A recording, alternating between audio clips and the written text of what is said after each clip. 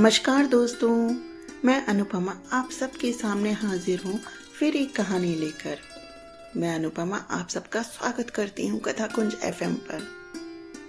और आज की कहानी का शीर्षक है मायके का जख्म और इसकी लेखिका है मैं खुद अनुपमा।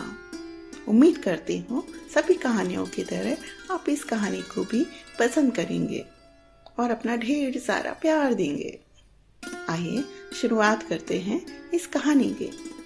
माँ बार बार फोन कर रही थी, इतने सालों से देखा नहीं तुझे मालती और बच्चों को, आ जाना इस बार, फिर पता नहीं मुलाकात हो या ना हो।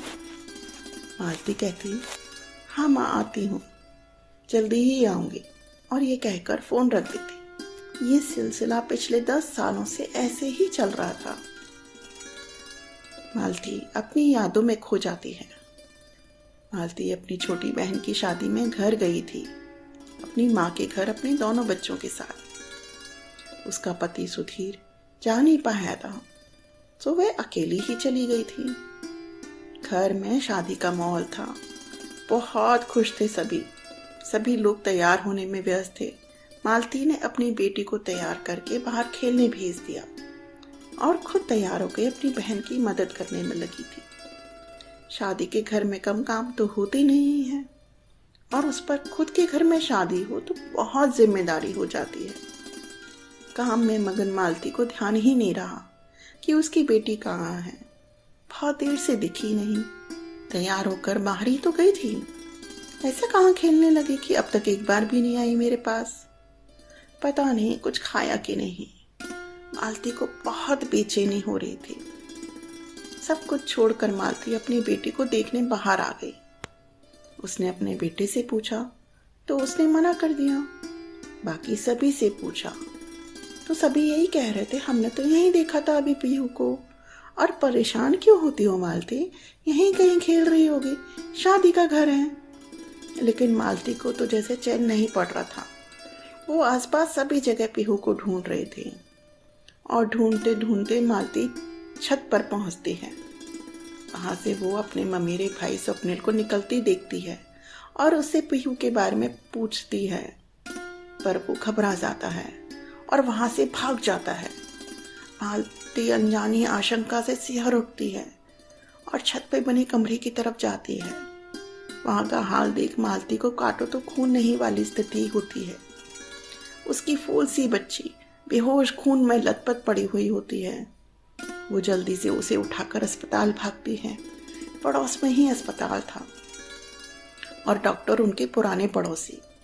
मालती को देखकर इस समय चौंक जाते हैं, पर सारी बात जानने के बाद वो तुरंत ही पीहू को इलाज शुरू करवा देते हैं। मालती समझ ही नहीं पा रही थी कि वो क्या करे। तभी घर से फोन आ जाता है। माँ की आवाज कानों में पड़ती है। वो माँ को सब कुछ बता देती है। मालती के पापा फौरन अस्पताल पहुंच जाते हैं। मालती जब घर पहुंचती है और माँ बाबूजी से स्वप्निल के खिलाफ रिपोर्ट कराने को कहती हैं, पर उसकी माँ इस बात के लिए तैयार नहीं होती है।